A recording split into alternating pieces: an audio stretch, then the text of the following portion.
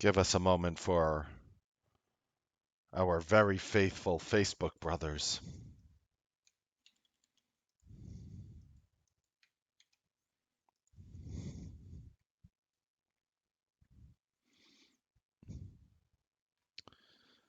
Hit me when we're good on Facebook.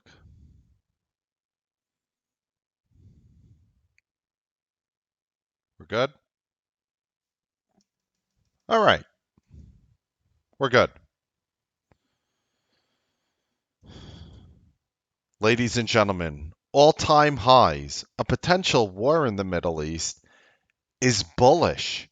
See why all this pans out. Let's go over some stocks that are not trading at all-time highs, which led us here in the first place. Not only that, afterwards, if you stick around, we will go over some very useful psychology as well. I am Mark Melnick. This is the Newsbeat Show.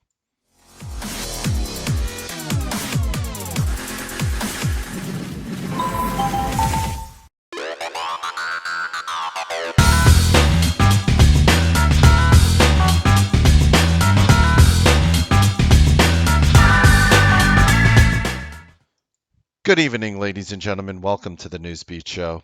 It just seems like headline after headline can be enough to drive any trader crazy. In fact, if you focus on something too long enough, it's bound to form some type of insanity.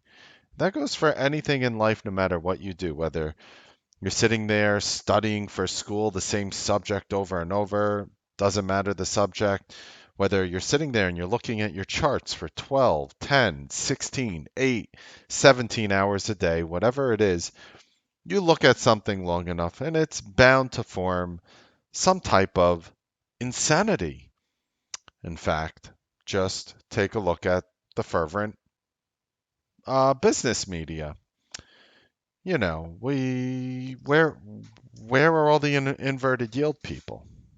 I'm asking seriously because everybody was just so sure that we're entering recession. You know what? I'll even come back to it and say they might be absolutely right, but you don't even see it anymore. Because the truth is, an inverted yield curve is not only not bearish, it's not only not even just bullish, it is extremely bullish when an inverted yield curve happens. Now, bullish in terms of where the market is trading. We did a video that showed the statistical analysis of that and irrefutable evidence of the statistics that when you have an inverted yield curve, that the market shoots up higher. So I'm a little bit surprised how people draw that correlation. And I drew a funnier correlation saying that every time India tried to send somebody into space, that was a more accurate prediction of a recession than the actual inverted yield curve. Now we're in a market where we're at all-time highs and we don't hear any more about North Korea. And we haven't really been hearing much about the Chinese-Taiwan situation. Notice all of a sudden where'd it go? It just disappeared from the media. As if we are being told what we should be concerned about at any given point. And right now, what we are supposed to be concerned about, the top drama geopolitical international headline, is of course Iran and Saudi Arabia and the attacks that just happened recently on the oil fields. Now, I'm going to go ahead and talk about the fact that at this point, war will be extremely bullish. A war with Iran, the perceived war with Iran, would be extremely bullish. Now, if you went back to the Gulf War post 9/11, was it the Gulf War? When we basically after we toppled Saddam Hussein, and the market was extremely jittery during those times. It's a little bit different today. And you have to understand the mechanics of it. So even though we are told we have to be afraid of a situation, whether regardless of your feelings on the matter, I want to explain to you why any even headline, any potential conflict in the Middle East is phenomenally bullish for the market. And I'm going to just go over some of the points today, and then we're going to go over some psychology. But before we even get to the psychology section, I want to show you the names that have not been hitting all-time highs and which have been leading us to those all-time highs in the first place. Now, you probably read the headline that we deployed some in defensive nature, some troops within Saudi Arabia to really man the surface to air missiles and basically protect the oil fields. The irony behind this is that it is in the U.S.'s best interest to have every one of those oil fields blow up. In fact, one of the most bullish things that would happen to our economy is if every single oil field in the world blew up with the exception of ours. The US is the number one producer of oil on the planet. And that, again, I brought that up recently, but people, it doesn't really click. Like when you ask, like, who's the number one oil producer in the world, most people will say, it has to be one of the Middle Eastern countries, when in actuality, it's the US, then the Middle Eastern countries, then Russia. And by Middle Eastern countries, I just mean Middle Eastern country, and that is, of course, Saudi Arabia.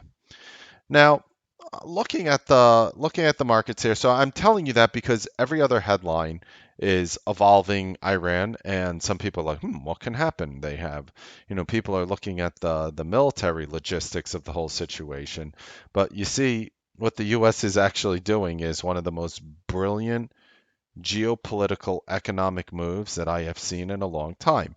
And as I tell people every time, if you're trying to track and understand a situation, leave your feelings aside, leave the drama aside, and just think about and ask yourself one question. Who does this benefit financially? And if you answer that, you will probably find the correct reason for every geopolitical event in the world, even if it doesn't seem so on the surface. Now, how do you tie the two together, Mark? I mean, you have, the US, defending these oil fields, for example. What does that mean? Well, it basically means oil is going to be the new target in any strikes. If we were to strike Iran, you're probably not going to see a lot, relatively speaking, of collateral damage in terms of civilian casualty. In fact, you'll probably see Iranian oil fields go up in flames. Just one moment.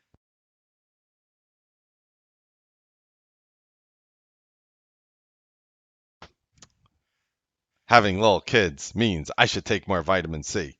So, okay, so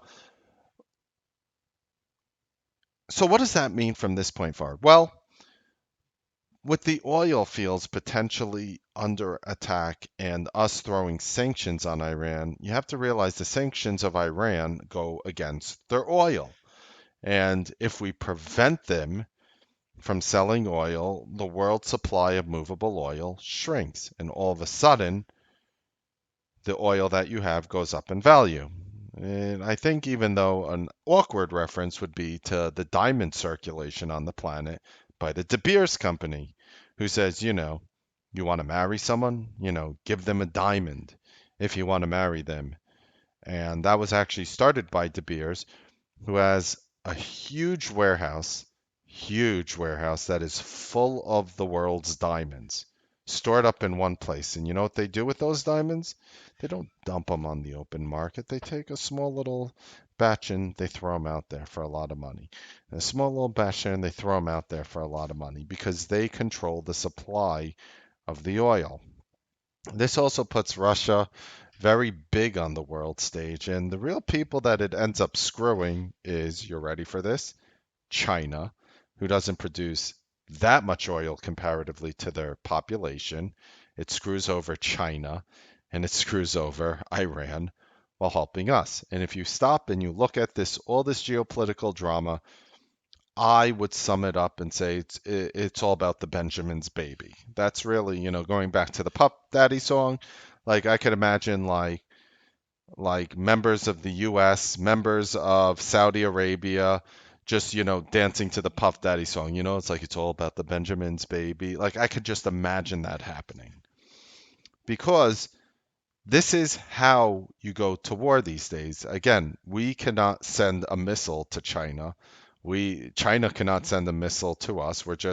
We've gotten to the point where it's like, like how the US banks got to, like where you're too big to fail. these countries, US and China, have gotten too big to be attacked directly with military might. Iran, unfortunately, is not at that point where they're too big to be attacked with military might. However, if the US fights to control the Strait of Hormuz, which we are sending so many things there, and by the way, to manage land to air missile defenses doesn't really take troops on site, on location to do so. Hint. So the fact that we are fortifying forces in the Middle East means bullish for our economy and bullish for oil. And that's really ultimately what it comes down to. Now, I tell you that because you're probably going to get a lot of this Iran, US threats, fear mongering, etc. And I'm telling you, it's going to amount to a bullish economy. Q's all-time high, $195.55, done right over here on July 26. I don't really see any reason why we can't climb there. Spiders all-time high was actually done very recently. I mean, surprised me not many people actually knew about it when it happened on September 12th. The spiders hit all-time highs, and this is again coming in directly after we were supposed to be afraid of an inverted yield curve. Now, I want to go over some of the names, and then we have something really cute for you psychologically. These are the names that really help propel the entire market to where we are today. However, comparatively, these names are suffering. You might look at a $217 Apple and say, that's suffering to you, Mark. The all-time high on Apple is $233.47. Apple is still 8-9% off of the all-time highs and still might have more to go up. I would definitely keep an eye on Apple. Facebook is one of the names that are super far off the all-time high. All-time high on Facebook, $218.62 back in July of last year. The stock, if you remember at the time, fell all the way down to $123. Not many people are looking at Facebook now thinking it's up 50% at this juncture since last year. But even at $218, Facebook has a very good 30 points approximately to go up before it reclaims that all-time high. Amazon, everybody loves the brown boxes in the mail that come from Amazon. God, I know the door delivery guys at my house like every day with an Amazon package. It's insane. $2,050.50. Amazon is one of the names that are furthest off this all-time high. So it's kind of funny. Netflix is the winner. Amazon, I believe, is second. We'll go through it. But it's kind of funny because people talk about how powerful these companies are. And when all the dust settles, it's kind of interesting to see which ones are really exceeding in this environment and which ones are sort of slow. First of all, Microsoft should definitely be added to the FANG names. I don't know, what cool acronym they're going to put in if they add the letter M in it, but $2,050.50. I mean, you're dealing with like $250 away. You're dealing with like 14, 15%. Amazon is off the all-time high. That's pretty deep given how close the market is and the triple Qs are to the all-time high percentage-wise. Now, of course, everybody knows the big loser is Netflix, a name I've been smashing before earnings, a name I've been smashing after earnings. The problem with Netflix is they just simply don't make money. I mean, I know that is overlooked during stock market bubbles, etc. But Netflix doesn't really make money. In fact, Netflix is a $118 billion company. It's not really qualified to be a FANG name. Now, you might say, what does that even mean? Well, for example, take Facebook at 541 billion. Take Amazon at 887 billion. Take Apple for example. Take Apple for example at 983 billion. I mean, Microsoft isn't a FANG name. 1.065 trillion on Microsoft. And of course, if you're watching the old Google, $852 billion. So Just to put things in perspective, I don't even think Netflix belongs in the FANG names anymore. I really don't. It's just not really strong enough of a company. However, with that being said, I have a cool algorithmic level for you today, if you stay tuned, that's going to actually probably very accurately predict the bottom of Netflix this week. And Netflix is near a bottom. And all these media names, Netflix have been getting killed, but like, look at this Roku. Look at this Roku. No reason why Roku isn't going to get back to $120. I would be surprised if it takes longer than Wednesday. It might happen tomorrow. Look, market's closed, right? I'm calling for Roku to go up 11, 12% within a few days. Why? Unjustifiably blown up. Not only that, perfect gap fill is 103.84. It went to 103.62. Ladies and gentlemen, the bottom of Roku is in. The bottom of Roku is in. I'm saying it now. There's no after hour print on it. Actually, there was. After hours, it was down $1.22 on Friday, down $1.22 to 106.83 after closing at 108.05. That doesn't mean anything to me at all. Roku is done going down. I am officially coming out calling the bottom of Roku here. And what do I mean by the bottom of Roku? I mean it to the point where it's going to go up 10 to 12. I said 11 to 12% by Wednesday. Do you guys consider that a bold enough call? 11, 12% by Wednesday? Like tomorrow's Monday, Tuesday, Wednesday. Do you consider that a bold call? I don't know. You be the judge. I think Roku is going to explode. Perfect gap fill would be 103.84, the high of August 7th before earnings. Remember, we were the ones who were doing the video on that, talking about how bullish Roku was going to be on earnings. Our room crushed it. Some people in the room, this is their best trade of the year. Some of us, not me, not me, held it for $40, $50, like 40, 50 points. Made a lot more than $40, $50. But Roku's done going down. This is the most overblown, nonsensical reaction that I have seen in a long time.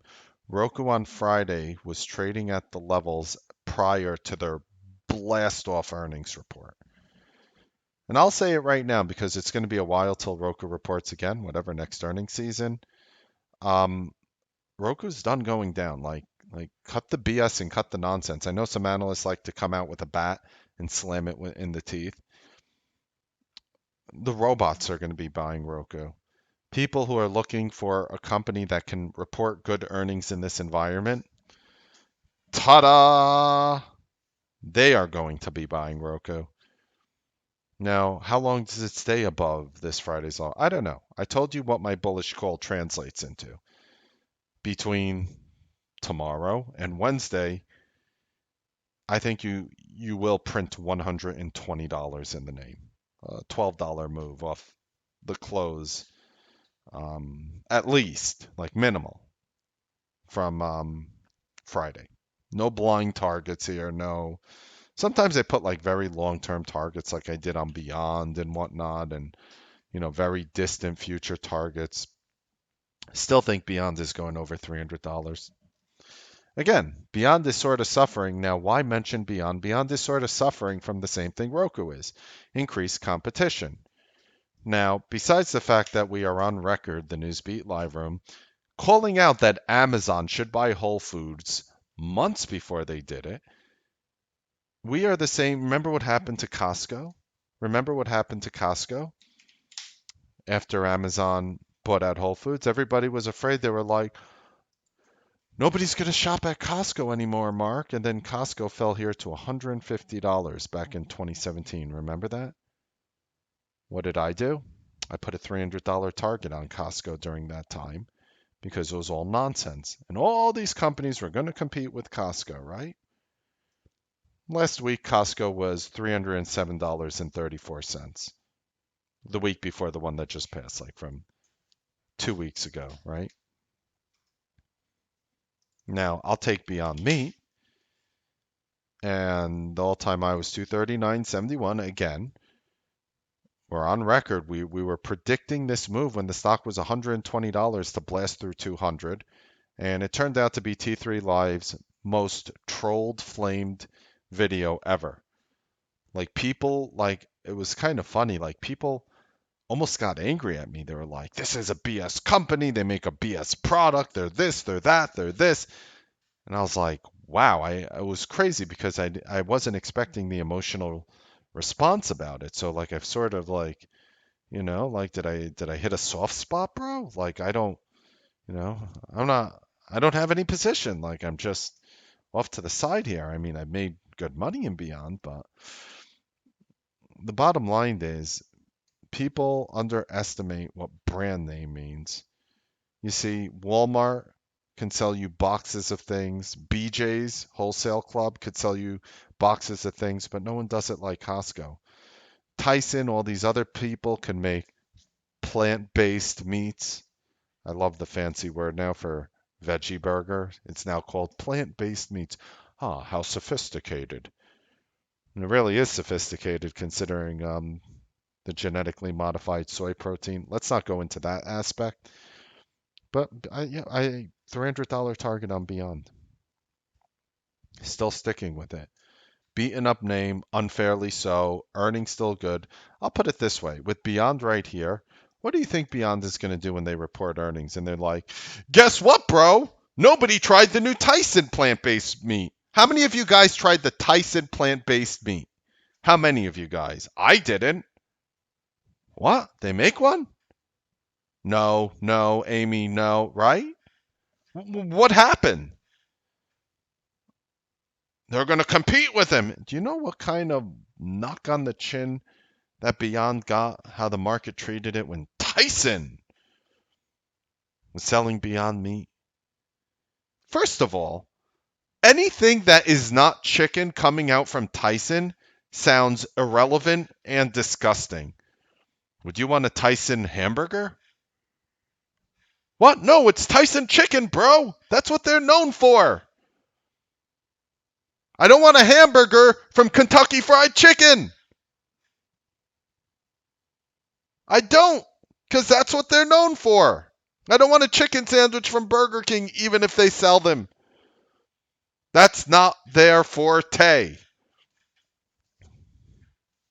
Beyond me? Sorry. Sorry, everyone out there competing with him. They're the king. And you know what? So is Netflix. The only difference is Netflix is a garbagely run company with tons of competition, and Beyond is an amazing run company with virtually no competition. Despite all these people popping up, ooh, Disney Plus is coming out. That's it. yeah, yeah. I'm going to stop subscribing to Netflix. I don't want to watch the next season of Stranger Things or The OA or any of the great content that Netflix overpays for. I don't want to watch these things. I want to see Mickey Mouse jump around on my screen and subscribe to Disney Plus. Sure, I might subscribe to Disney Plus, but never will I do it at the expense of Netflix. And if you think that Comcast, they're offering something that competes with Roku and it's free. My source of the company, I have a source. This Melnick guy, he knows people. And I said, withholding the gentleman's name for obvious reasons, what is this? What's going on with your. He's like, look, we're giving it to free, but we're going to be charging monthly and we're going to be charging to install it, is what he told me. Inside hint, the product is garbage. I'm going to give you a free car. You just have to make monthly payments on it. What? And sign transfer fees. What? That's not free. Exactly. Free for Comcast clients who could pay monthly services. Oh. Yeah, I'll stick with my Roku, bro. Thank you. Have a nice day. And no, I don't own Roku, by the way, but I hear good things about it. It's not going anywhere. this company is going to go to 120 by Wednesday. I know. Any imbecile with 4 working brain cells and 3 empty canisters of Whippets and a half empty bottle of vodka near them can look at this chart and say, yeah, Roku is likely going to retest 120. Just a matter of when. Anyone who puts a 120 target on Roku, again, can be a moron and look intelligent to you. I'm saying it's happening by Wednesday.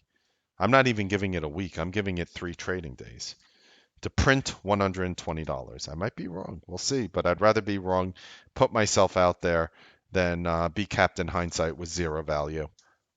One moment again.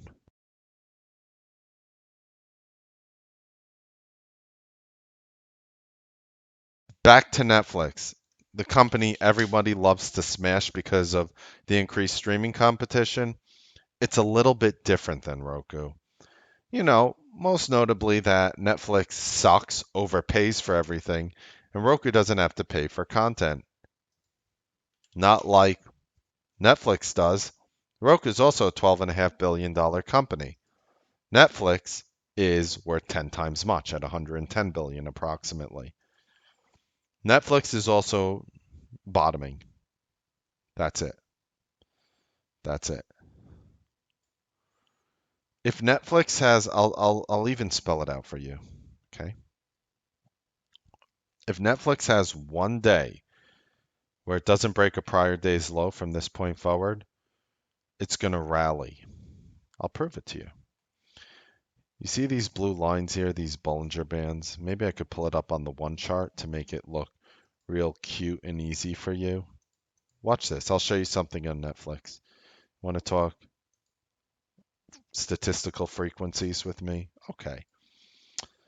So let's just add, we're going to go ahead and just add standard Bollinger Bands, just standard right over here. And you see these blue lines? There's the upper line and the lower line. Look what happens every time we hit the bottom line. We hit the bottom line here. We put in one day where we don't break the prior day's low, and you shoot up the next day. Here's the other time that it happened right over here. You put in a day right over here, did not break the prior day's low after hitting the bottom end of the Bollinger Band, notice. Went up the next day, and a few days after. Hit it again right over here on Thursday. Pulled lower on Friday. If we get a day where we put in like an inside candle on Netflix, the odds of it going up are probably over 90%. Here's the time it happened before. Am I cherry picking? No, let's look at every single day it happened. Puts it in right over here. You missed the move. Oh my God. It went up the next day but didn't break the prior day low. You go long right before the close. Right here. Look what happens the next day. Bang. Nice, easy move. Happens right over here, time before that, right? Gaps down on earnings, which again, we have a video correctly predicting it before it happened. Right over here. Breaks the prior day low, breaks the prior day low, right over there. For the first time, doesn't break the prior day low right here. Look at the next day. Bang! I don't even want to go into the fact that it kept going, but look at just the one-day move. That's all I'm saying. Whatever happens after, happens after. Look at the one-day move. I'm looking at every test of the Bollinger Band bottom. Oh, happens right here. Hits the Bollinger Band bottom. Breaks it lower the next day. Next day, oh my God, I missed the move. It shot up. Right? Right? Wrong. Shot up again another 10 points into the high. Right? Right over here is the time it happened before. Here, let me move my face only a mother can love. Let's put it right over here. Test it right over here. Next day, doesn't break down. Go long, bang, gap up. Just like that. Oh, all right, Mark, I don't believe it works. Right over here, breaks the day low. Breaks the day low, but shoots up. Right over here, it didn't work. This is the first time. It's not 100%, but it actually did something pretty awkward here, where it bottomed with a bullish engulfing bar. But look, here's an example of it not working. That's good. Hits it right here, breaks it right here. Doesn't break the prior day low right here. You go long right here. Opens up 6 points higher, even though it pulls down. Opens up 6 points higher, easy overnight. Hits it right over here, pops up the very next day, go long overnight, minor win. A lot of them tend to be swings. You could have caught a minor win there. Minor. Happens right over here, breaks down, breaks down. This is the first day it doesn't break down. Gaps up a few points, runs up 4 points in your favor, besides for, running another 100 points afterwards. This was actually funny because this is one of the names we took on December 24th, where we actually did call the bottom of the entire market. And there's a video right over here on December 23rd, before this Monday happened, before that December 24th famous bottom. And just look at the Newsbeat videos from December 23rd, and we said buy everything you can by the close on Monday, and we did. There's some people in the room who made millions, individuals, millions of dollars on that call. By the way, I didn't make remotely near that much, but I crushed it. So what is the point? No, it doesn't work 100% of the time, but we're at the point where the market is still going up. The market is still holding up here at the moment. I think we're going to go higher. And this is just one of the most beaten up names. And every time Netflix manages to pull down through this level, it manages to move higher, even if it ends up breaking down further in the future. Google, all-time high. We're not there yet. It was 1296.98 right over here on April 29th earlier this year. Not too far from it. Not too far from the all-time highs on Google's, like 70 points, like 5-6% off the all-time high. Not far away. So you could obviously see that, Netflix is a very beaten up one, Roku. And I'm here to say that you want to know what didn't happen. You want to know let me tell you something what didn't happen in Roku. Because here's Roku from September 9th. 2 weeks. 2 weeks. 2 weeks of Roku. Went from 176.55 to 103.62. You want to know what didn't happen to Roku? They didn't lose one customer. They had zero bad news. Analyst negative notes. Zero bad news. Not only that, their earnings, and again, I do make wrong calls. On this one, we didn't. And this is the first bullish call I'm making on Roku now. We were the ones shorting it on Friday, by the way.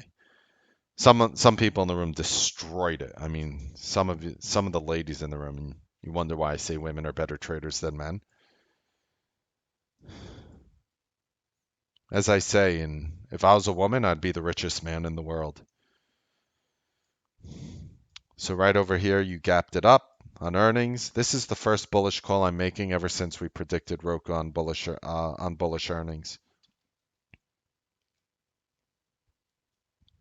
So we'll see. See what happens. Yeah, I was at that Whole Foods earlier today, Judy. All right. So I just thought I would share that with you, names that I'm watching. I think it's going to be a very exciting earnings season. I think this is going to be a very exciting marketplace. We had a lot of breaking news, more analyst notes, breaking chatter. We just finished our open house. And again, as one person said, it's very obvious. It's very obvious why your room, I'm not going to boast, so I won't even say it, but it's obvious our room is where it is today, based on what they saw last week. Consistency, easy to trade. Now, the next thing I want to talk about is we were talking recently about work psychology and whatnot, but it goes beyond work. Your attitude throughout life will affect it, and this is going to be the psychology segment. And if you're here for the levels, because Maybe you were impressed, just maybe, when we took a very small cap name, a very, very, very small name, what is it called again? Oh yeah, the S&P 500.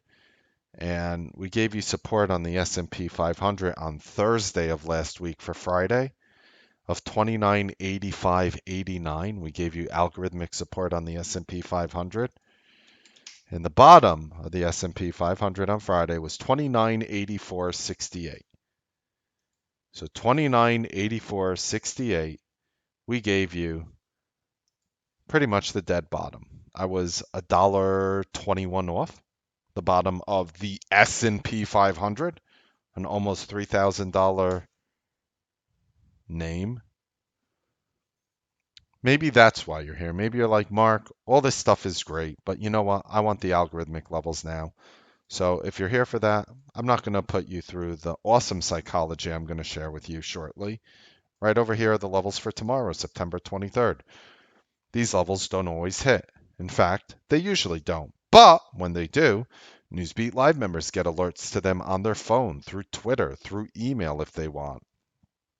And I tend to, when I do play them, have an easy time making money buying through support and shorting through resistance. Don't tattoo these levels on any part of your body or any part of anyone else's body, because they do change every day. Okay. Now I want to just get into some of the general positive psychology things that you can do, that's going to help you as a trader. And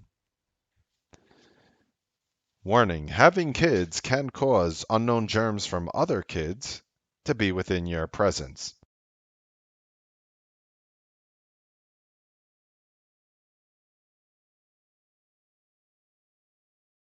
All right. So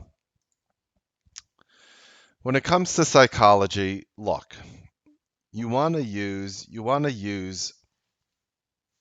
these things because it's going to end up leading to your trading. Traders who tilt a lot very commonly are trying to trade throughout the entire day. So if you're a trader who is doing fine other than those weird blowout days you had, there are ways to fix it. And it's trying to ignore every single thing that looks like an opportunity but really isn't. So I'm going to share with you some some positive things you could do that's going to help your trading. And the first thing is, I only want you to use positive words when talking. You know, that goes from cursing is a very, very bad trait, even when you're doing it to yourself. And believe me, being a kid from Brooklyn growing up in a neighborhood that I pray that none of your kids ever have to grow up in, um, I'm very prone to dropping, an F bomb here and there, and I try not to. I've gotten much better at it, but if you've listened to me on T3 back in 2007, the F word was pretty much said once every 15 words I said was another F word, because I had no control over myself, and little did I know it was actually hurting my trading. So I want you to only use positive words when talking. If you're constantly telling yourself, even like, I can't, besides for the curse words, I can't, you may convince yourself that it's the truth.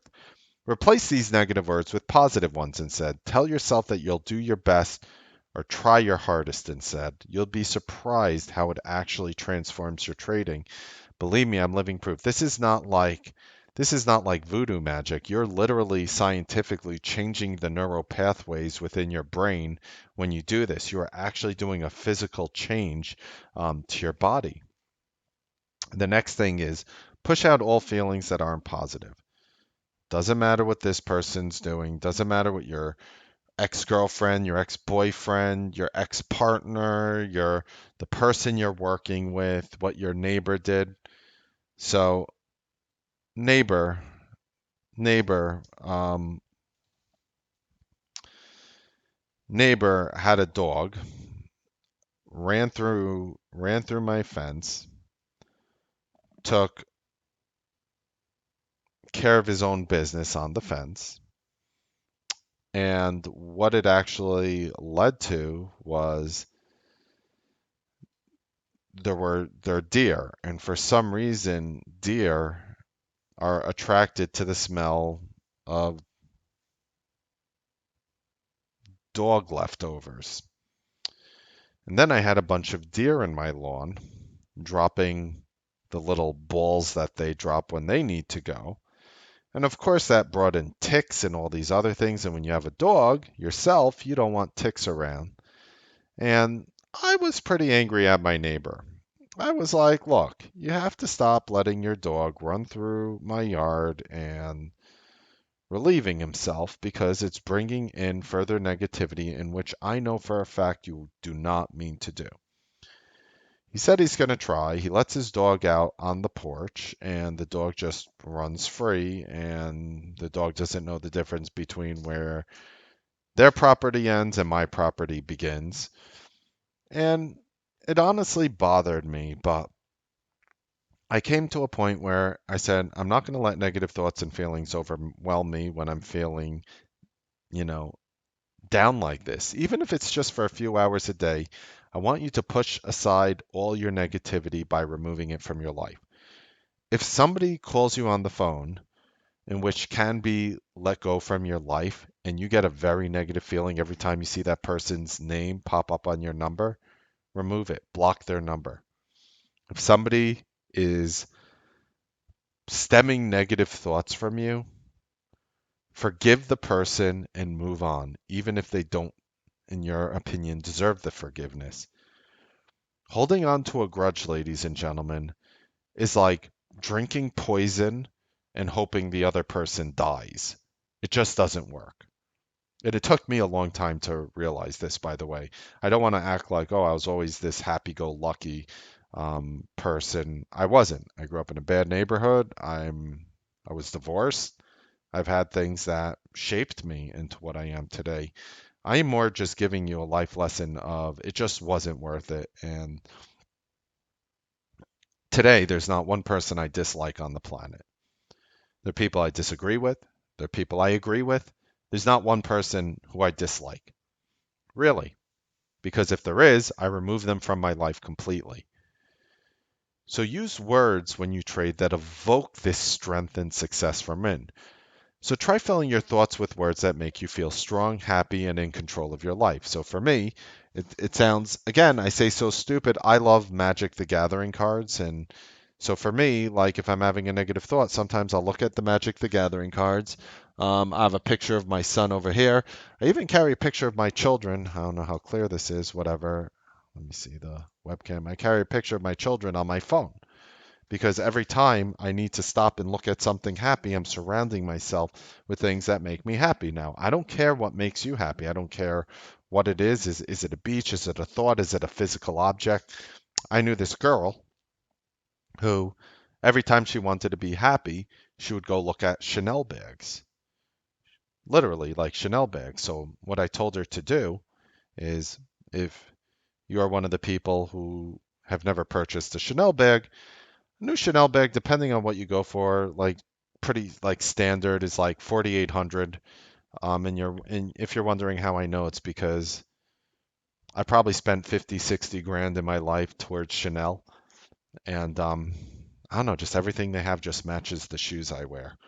Um, my, you know, so this one girl I was speaking to really loved Chanel. So what I told her to do is she didn't have a lot of money and she was a trader. I told her to buy fake Chanel stickers online, just stickers that had the logo, the two C's or whatever, like that Chanel logo. And I told her to put it around everything, put it on her phone, put it on her desk, put it on her picture, because she said to me that's the only thing that made her happy, which made me feel bad for her. But she went out, she spent like $10 on fake Chanel stickers, I kid you not, improved her trading. She's with us and consistent to this day. Anytime you have these negative thoughts, you really need to replace it. I mean, one of the most positive thinking exercises in which we've discussed before is positive affirmation. This means if you repeat a positive phrase to yourself on a regular basis, like, I deserve to be happy, or I am worthy of love, or even better yet, I deserve to be a successful trader is a good one. believing that these things are true and reminding yourself of it, even if you don't believe it. Like, this is not about you believing, like, oh, I'm not an excellent trader. Look at my P&L. But if you actually keep saying it to yourself, you will fool yourself into believing it. And what is that going to do? Oh, you shouldn't lie to yourself, Mark. Nonsense. You should absolutely lie to yourself in some situations. This is a situation where lying to yourself is more like fake it till you make it. This is going to help you directly. I also did a video talking about psychotherapists and how they can help you control your thoughts when you start to feel negative or anxious. And that's very common for traders because it's very emotional. Believing you're going to succeed. There's nothing like really believing in yourself to create a successful reality, and give yourself the benefit of the doubt that and really believe that you are going to be successful at fulfilling your goals. A lot of traders, I would say the majority of them, what really separates, and I say this as somebody who, is a world champion at video games, and when I won the Street Fighter 2 World Championship, they wanted to interview me, and I did a quick interview, and they basically stopped and they basically came up to me and told me, what was the difference? How were you able to dominate the Japanese champion in the finals? And I said, the difference is that Japanese guy, everyone around him kept telling him that he's the best in the world, and he really thought he was the best in the world. I knew I was the best in the world, and that was the difference. So I gave them something to think about. Sounds kind of intelligent coming from a 17-year-old who didn't know how to tie a tie. You know, when you do something wrong in the market, analyze what went wrong. Thinking positively doesn't mean denying that there is anything wrong. See, that's what I don't want you. You're not lying to yourself and saying that there's nothing wrong. Instead, give yourself some time to think about the things that led up to your current situation so you can avoid mistakes and look toward a more positive tomorrow. You need to give yourself credit. And often, when you feel frustrated or upset over a certain trade, we can only concentrate on the bad things or the mistakes we've made. For example, even when you win, how many people, when you win on a trade, you see the stock keep going in the direction, you're like, oh, I should have held it, or I should have gone heavier. I used to feel that way. How many of you felt that way? Can I get a yeah, Mark, I used to feel that way in chat, or yeah, Mark in the comments section? I felt that way every single time. And you know what? It's toxic. Because instead of saying I made a positive trade, you're beating yourself up for not making what you could have. And you know what? It's not your fault. It's those damn son of a witch, the ones that fly on brooms. It's those damn Wall Street son of a witches who kept telling you that you're supposed to maximize your profits. Those lying, those disgusting, filthy liars who told you that. Kidding me? Those are the same, you know what I find funny about that? Those are the same dingbats who will tell you that you can't call the bottom or top of a market even though we're showing you how to do it. Yeah, when you're in a position, you're supposed to maximize your money and sell near the top if you buy something. So you're supposed to predict where the top is. They'll tell you can't always buy at the top or bottom, which is true. You can. They tell you that you shouldn't even try to predict that. It's not important. Yet, when you're in a position, they'll tell you that you're supposed to, maximize your profits. I mean, you can't make this stuff up. It's like contradictory. They're the reason why traders are in this quagmire of BS. Give yourself credit. Forgive yourself. It's okay that your account is where it is today. Especially if you're down. It's that's what I'm talking about. Constantly beating yourself up about things that have gone wrong are not going to change them. Tell yourself that you're forgiven for your mistakes and allow yourself to grow and move on. Look in the mirror. Say your name and then repeat after me. Mark, I forgive myself. I forgive you, Mark. I forgive you, Mark, for any bad trades that you have done before. You are trying, you are passionate, you feel bad about it. Does it make your account double overnight? No, but it's the first step to recovery. If you cannot forgive yourself, you want to. It's so funny. It's so funny. These things I'm talking about, people can show you all the charts in the world and show you all the great setups in the world. If you can't do this, if you're still, angry at yourself and whatever, you're not going to succeed no matter. You could land on the golden goose egg of strategies out there. You're going to struggle. You have to really learn from the past. The past is really behind you. And no matter how badly things went, there is nothing you can do to change them. I had to do this when I got divorced. Whenever you feel negative thoughts about the past come up, replace them with positive thoughts about the future. Remember that things can always be worse. We had, again, the just from one of the charities that we donated to was kind of insane. I was trying to look for the pictures, but I'll find them later. One of the charities we donated to was a guy who was a quadriplegic taking care of his family. You're telling me it couldn't be worse? It could always be worse. And you are blessed to be in the situation you're in. And no matter how bad things are for you right now, they could be worse, and be grateful for all the good things that are in your life, even when it seems there's more bad than good. I promise you. Think of this Think of the fact that you have a live trading account as an opportunity. And sometimes even the seemingly negative things in our lives present us with opportunities we wouldn't have been strong enough to pursue otherwise. Maybe, suffering your account losses was just the chance you needed to try something new and push forward with a new idea in trading. You have to come up with these ideas of how to turn these negative thoughts into positive ones, because if you find yourself thinking, I should have done this or I should have done this differently, try instead giving yourself credit for what you did do right. Remember that you are not perfect and you can do better next time. That's why you're listening to this video right now. If you did not believe that you could do better next time, believe me, I would be wasting your time and I'd be wasting my time. And ladies and gentlemen, I value my time more than anything in this world.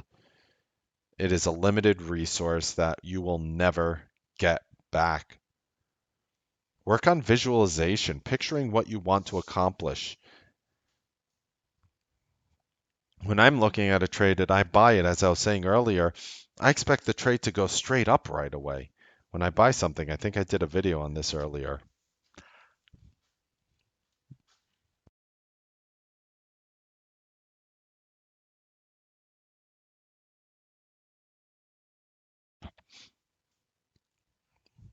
You have to really visualize what happens when you buy a stock. Do you want it to go up right away? Do you want it to go sideways right away? This is going to help you with your decision process on what you do intra-trade. We did a video on this earlier. Watch it. And of course, turn this visualization into action. The next natural step when you're trading, after you thought about what you want, is, you know, picturing it isn't going to be the only thing that makes it happen. You're going to have to do a little more than that, right? You're going to have to do a little more than that. Create a plan. The Newsbeat Live Room gives you a wonderful plan for this, and take it one step at a time until you've made it.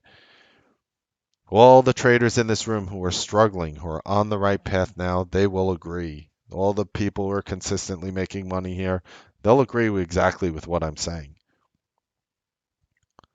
Another funny thing you could do is practice self-hypnosis. I kid you not. It brings about a highly conscious state of your mind that is willing to follow instructions, believe it or not. And this means you'll be more open to positive suggestions, much like I'm trying to do for you right now, that are going to allow you to be happier, healthier in life, and of course, a more profitably consistent traders. If you literally take do all of you, how many of you guys do have a pen and paper or a pencil and paper or marker and paper, something to write down right next to you when you trade.